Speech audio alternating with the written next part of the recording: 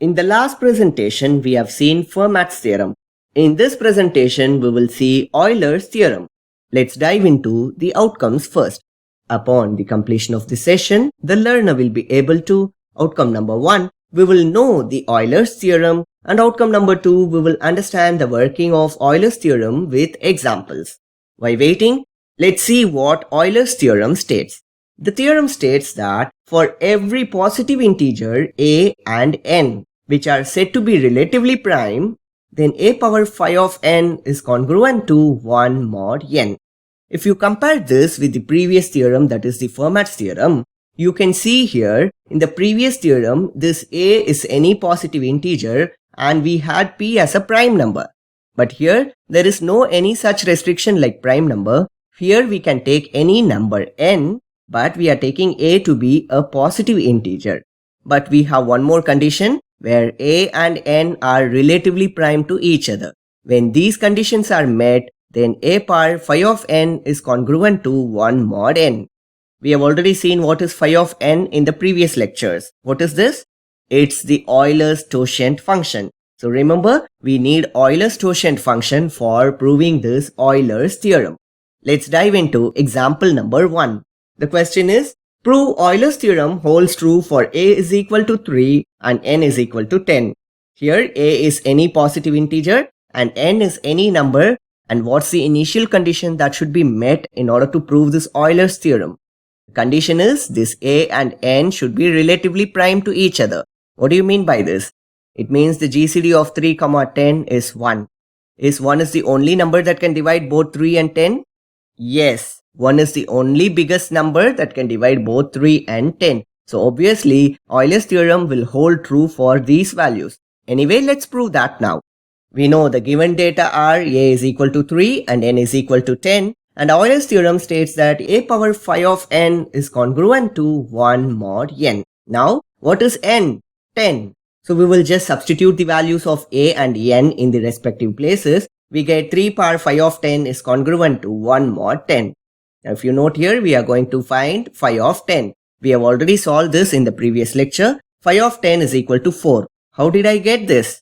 I hope you can recollect this. I have given some formulas to solve this. See, 10 can be a product of two different prime numbers, 2 and 5, right? So 10 can be written as 2 into 5. So 2 and 5 are two different prime numbers. When you are going to compute phi of n, where n is a product of two different prime numbers pq, the formula is phi of n is equal to p minus 1 into q minus 1. Here 2 and 5 are the prime numbers, so obviously 2 minus 1 into 5 minus 1. So 2 minus 1 is 1 and 5 minus 1 is 4, so 1 into 4 is 4. If you are directly watching this lecture without knowing the basics of phi of n, I request you to watch my previous lectures titled Euler's totient function and Euler's totient function solved examples. So we know the value of phi of 10 is 4. So we are just substituting this value in this place. We get 3 power 4 is congruent to 1 mod 10. And you know how to solve this henceforth because we have already seen enough examples for solving this. I'll directly use the value of 3 power 4, which is 81. So 81 is congruent to 1 mod 10. 81, when it is divided by 10, are we getting 1 as the remainder?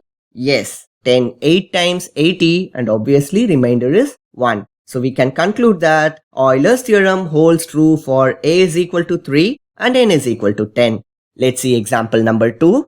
The question is, does Euler's theorem hold true for a is equal to 2 and n is equal to 10? So we are required to check whether Euler's theorem holds true for these values. Let's analyze the initial conditions for every positive integer a. Of course, a is a positive integer here, so no worries here. Then, are 2 and 10 relatively prime to each other? No. When you perform GCD of 2, 10, we get 2 as the GCD, right? Because 2 is the biggest number or the greatest number or the highest number that can divide both 2 and 10. So obviously, they are not relatively prime.